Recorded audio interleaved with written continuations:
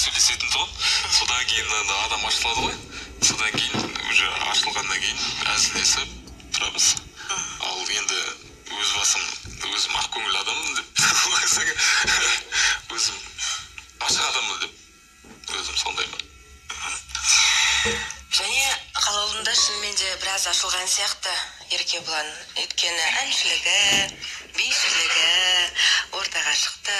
Оның үстіне вайн түсіріп жүрсіңдер ме Инстаграмда? Әйгілі бір біздің қатысушылар бар негізі. Сәкен, қателеспесем. Барлықтарыңды біріктіріп, бір қызықты дүниелерді жасап жатыр, байқап жатырмыз. Оны өзіңе ұйымдастырып жүрсің бе? Сәкен екеуміз үйде отырдық, жаңа. Онда туған апам Жанеркемен сөйлесіп отырды да асханада. Сонда екеуміз неде Сәкен екеуміз отырдық. Мен айттым, бірдеңе түсірейік енді, қызық болу үшін деп. Содан кейін анекдоттан бастадық. Сөйтіп күнде маған айтады, кеттік далаға шығайық, деп. Менің операторым жалқа ұрсықпайшы дейді, барған сайын айтады, маған кездескен сайын Сәкен. Қазір вайн түсірмей кеттік, Еркебұлан өйткен түсірмейді деп қояды. Ал жақсы, бәрі сәтті болсын, дайындықтарың жүріп жатыр екен, қобалжымаңыздар, барлығы жақсы болады. Сұрақтар бар ма қатысушылардың тарапынан? Тілектерің бар шығар мүмкін, иә? Осы мен айтайыншы, ешқандай қатысушылар сұрақ қоймайды досы. Иә, неге деген сұрақ?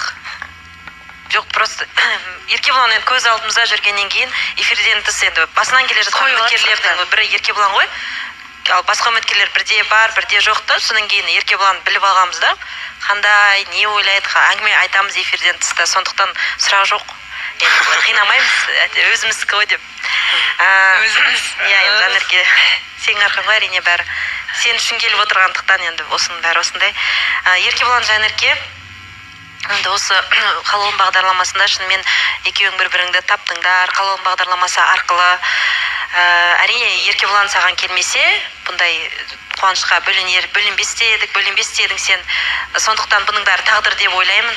Ендігі қадамдарың тек нұрға, шаттыққа толы болсын. Құдай қаласа ертең аман есен үйлеріңе жетіп, ата-аналарыңмен танысып, Еркебұланның шаңырағына барып, ата-анасымен танысып, иіліп, сәлем беріп, шайыңды құйып, келінді қызметіңді атқарып қосымша. Сол енді аман есен барып келулеріңе тілектеспін. Келген кезде енді тойдың күні белгілі болады деп ойлаймын, Құдай қаласа. Сондықтан да бақытты болыңдар, өте жарасымды, әдемі жұптардың бірісіңдер. Өмірлерінің аяғына дейін өмірлерің мәнді де сәнді болсын. Рахмет Ақжарқын. Аман? Еркебұлан, Жанерке, осы алдағы жол жүріп бара жатыр. Жолдарың ашық болсын, сендерге тек қана бақыт тілеймін. Және де келесі сұрағым екеулеріне де ата-аналарына қандай сыйлықтар алдыңдар? Наурызға байланысты. Ол сыйлықты айтуға болмайды деп ойлаймын өзі осы. Құпия сыйлық қой яғни, иә?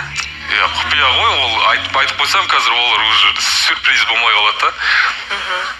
Мен сыйлық бар, алдыңдар.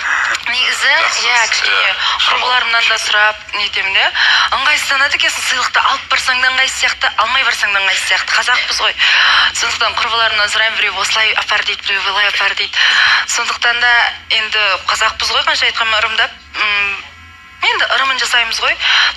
Болашақта енді сыйлықтар тағы да жасалар. Сондықтан да ол құпия болып қалсын, Еркебұлан айтқандай.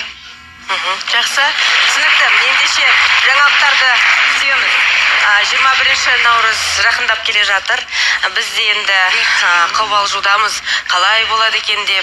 Нәтижесін көреміз енді. Сәттілік ең бастысы. Шығарып салайық, Еркебұлан. Рахмет.